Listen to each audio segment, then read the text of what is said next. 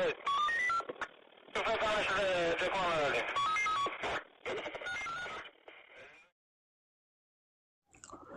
Friends, welcome to dream TN department.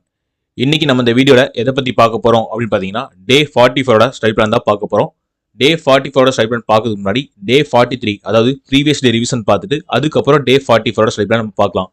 டே 43 ஆக்சுவலாக நம்ம நேற்று என்ன டாபிக் படிச்சிருப்போம் அப்படின்னு பார்த்தீங்கன்னா, ஹிஸ்ட்ரியில் இந்தியன் தேசிய காங்கிரஸ் அப்படின்னு டாபிக் கவர் பண்ணியிருப்போம். தென் ஜாகிரஃபியில் வளங்களும் டாபிக் கவர் பண்ணியிருப்போம். அது முடிச்சுட்டு இங்கிலீஷில் ரிலேட்டிவ் ப்ரொனவுன் அப்படின்னு டாபிக் கவர் பண்ணியிருப்போம். அது ரிலேட்டான கொஸ்டின் இப்போ பார்க்கலாம்.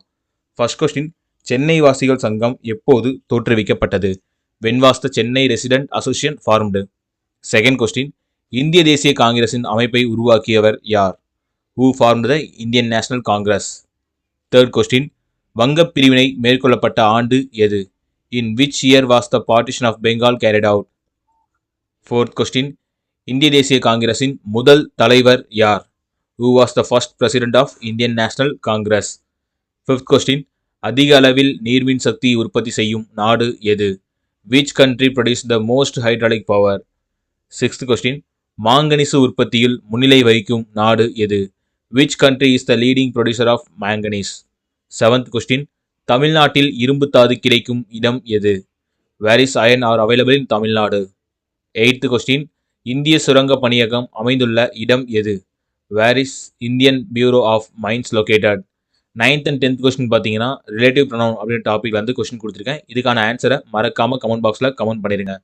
ஓகே ஃப்ரெண்ட்ஸ், இப்போ நம்ம டே 44ஓட ஸ்டடி பிளான் பார்க்கலாம். டே 44 இன்னைக்கு நம்ம என்ன டாபிக் படிக்க போகிறோம் அப்படின்னு பார்த்தீங்கன்னா, ஹிஸ்ட்ரி, ஜாகிரஃபி, இங்கிலீஷ் ஆன சப்ஜெக்ட்ல இருந்தால் பார்க்க போகிறோம். ஹிஸ்ட்ரியில் இன்னைக்கு நம்ம பார்க்க போகிற டாபிக் என்ன அப்படின்னு பார்த்தீங்கன்னா, காந்திய காலகட்டம், அதாவது காந்தியன் பீரியட் தான் நம்ம பார்க்க போகிறோம்.